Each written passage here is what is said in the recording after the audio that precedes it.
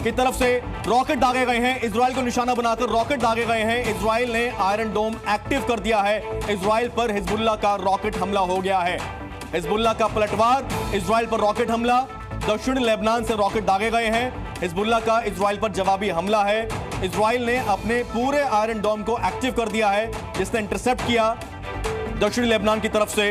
Hezbollah की तरफ से रॉकेट दागे गए हैं। जी सिद्धांत, पलटवार शुरू हो गया है। देखिए, ये तो होना ही था और कहीं ना कहीं मैं आपको बता दूं कि इस वक्त खबरें ये आ रही हैं कि इजराइल में जो सेंट्रल इजराइल है और जो नॉर्दर्न इजराइल है वहां पे सायरन्स बज रहे हैं और कहीं ना कहीं जो मिसाइल्स हैं वो आ रही हैं। पर आयरन डोम जो इजराइल का वो काफी स्ट्रांग है।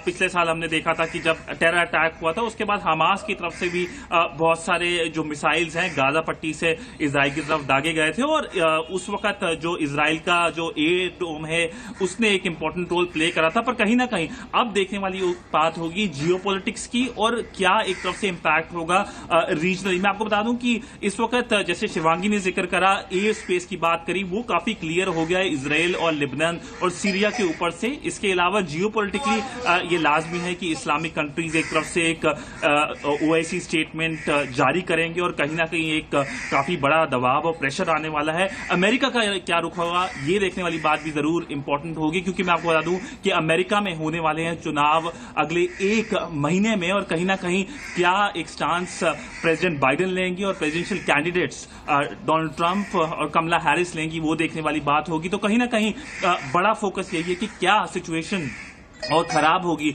और अगर एक तरफ से खराब होती है तो जो फॉरेन नेशनलिटीज हैं उनके लिए क्या इंपैक्ट होगा। करीब 30,000 भारतीय इजराइल में हैं, 3,000 भारतीय इस वक्त लेबनान में हैं। बिल्कुल, भारतीयों की सुरक्षा का भी एक बड़ा सवाल है। अशोक, जो भारतीय वहां पर हैं उनकी सुरक्षा का सवाल लगातार सामने आ रहा है। हाल ही में इजराइल ने अभी इस बात का कॉन्ट्रैक्ट इंडिया से साइन किया है कि 10,000 के करीब उनको स्किल्ड कंस्ट्रक्शन लेबर चाहिए और वो जितने भी लेबर यहाँ से जा रहे हैं या कंस्ट्रक्शन से स्किल्ड मैन पावर जा रहे हैं वो कोई भी डेंजर जोन में नहीं होंगे।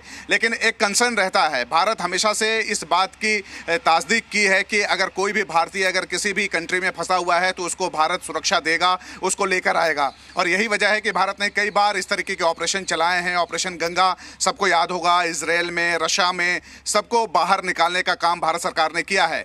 जाहिर सी बात है जो वहाँ पे भारतीय हैं उनकी जान माल की रक्षा करना वहाँ के स्टेट का मुझे लगता है ज़रूरत है। साथ ही भारत सरकार इस बात की जरूर पुष्टि करेगी कि आने वाले समय में अगर लेबनान में भारतीय फंसे हुए हैं तो उसको कैसे बाहर निकाला जाए। बिल्कुल, फ्यूचर वॉर की बात कर रहे थे, टेक्नोलॉजी की बात कर रहे थे, सॉफ्टवेयर की बात कर रहे थे, किस तरह से ट्रेस किया गया हिजबुल्लाह चीफ नसरुल्लाह को, उसके कमांडर्स को। वीके दत्ता जी, इजराइल की स्पोक्स पर्सन ने फोर्सेस के तो यह भी कहा था कि अब हिजबुल्लाह के जो आतंकी हैं वो कुछ खाते हुए भी डरेंगे, सोते हुए भी डरेंगे कि कब कैसे कहां अटैक हो सकता है, वो सरप्राइज करते रहेंगे। बिल्कुल, देखिए ऐसा है कि जो टेक्नोलॉजिकल एडवांसमेंट दुनिया के अंदर है उसके अंदर इजराइल का बहुत बड़ा योगदान है। अभी उसके चलते जो इजराइल की टेक्नोलॉजी है, उनका आर्टिफिशियल इंटेलिजेंस है, उनकी मैपिंग है हिजबुल्लाह के टारगेट्स की, वो एक बहुत बड़े स्केल पे की गई है। और जितने हिजबुल्लाह के कमांडर थे, लीडर थे, उनके मिसाइल लॉन्चर्स थे, सबको टारगेट करने की क्षमता भी आज के दिन में इजराइल के पास है। तो इसलिए इजराइल जो अपनी टेक्नोलॉजी का इस्तेमाल करते हुए आर्टिफिशियल इंटेलिजेंस, सैटेलाइट सर्वेलेंस, इन सब के माध्यम से वो सारे टारगेट जो हिजबुल्लाह के उन्होंने ऑलरेडी मैप करे हैं उनको एक एक करके नष्ट करेंगे और आगे चल के जो बचे कुछ टारगेट है उनको भी न्यूट्रलाइज कर दिया जाएगा। और यकीन है कि ओआईसी की बैठक हो रही है, हमारे सहयोगी सिद्धांत बता रहे थे जियो पॉलिटिक्स अब बहुत बड़ा इंपॉर्टेंट रोल प्ले करने वाला है। तो क्या जिस तरह से इजराइल ने एयर स्ट्राइक किया, नसरुल्लाह को मार के उसकी पुष्टि की है इजराइल के फोर्सेस ने, क्या ये तीसरे विश्व युद्ध का ट्रिगर बटन दबा दिया गया है? देखिए ऐसा है कि एक रीजनल वॉर हो सकती है, लेकिन सब मुल्कों को मालूम है कि अगर वो इस जंग के अंदर कूदेंगे तो उनकी भी तबाही होगी। इसलिए सारे जो अरब कंट्रीज हैं वो यूनाइटेड नहीं है इसके प्रचलन में। सिर्फ ईरान जो है अपने प्रोक्सीज के माध्यम से इजराइल के ऊपर हमले करा रहा था और उसको बड़े अच्छे तरीके से इजराइल ने हैंडल किया है। सेवन फ्रंट का मतलब है ईरान, आपके हूती हो गए, हूती के साथ में हिजबुल्ला, हमास, सीरिया के अंदर जो इनके प्रॉक्सीज है वो, तो इजराइल लगातार इन सारे जो प्रॉक्सीज है उनको टारगेट कर रहा था और उनको काउंटर कर रहा था। और जो सारे और मुल्कों ने भी देखा कि अगर आप इजराइल के साथ कोई एक्शन करेंगे तो अमेरिका उसके अंदर कूदेगा, और अगर अमेरिका उसके अंदर कूदेगा तो जो भी मुल्क इजराइल के खिलाफ हमला करेगा उनके भी बहुत ज्यादा तबाही और नुकसान हो जाएगा। तो आज के दिन में कोई नहीं चाहेगा कि मैं खाम का आ बैल मुझे मार और मैं इस लड़ाई के अंदर कूद जाऊं और अपना नुकसान में जबरदस्ती कर लूं। हाँ, जहां तक प्रॉक्सीज का सवाल है, हो सकता है कुछ चंद एक हजार प्रॉक्सीज सिद्धांत के पास चलते हैं। जी दत्ता जी सर, आप बने रहे हमारे साथ में। सिद्धांत सिब्बल के पास चलते हैं, हमारे सहयोगी।